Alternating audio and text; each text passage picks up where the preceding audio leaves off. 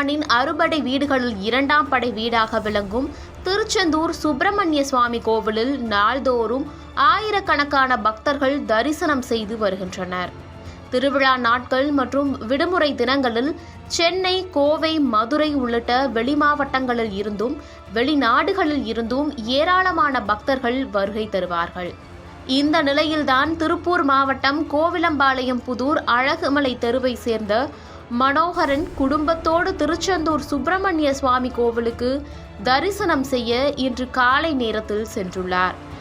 இவருடன் 28 வயதான மகன் பிரகாசமும் கோவிலுக்கு சென்ற நிலையில் கோவில் அருகே உள்ள கழிவறைக்கு சென்றுவிட்டு திரும்பியுள்ளார்.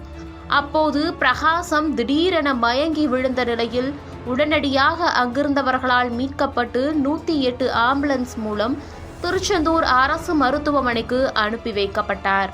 அங்கு பிரகாசத்தை பரிசோதனை செய்த மருத்துவர்கள் அவர் ஏற்கனவே இறந்துவிட்டதாக தெரிவித்துள்ளனர்.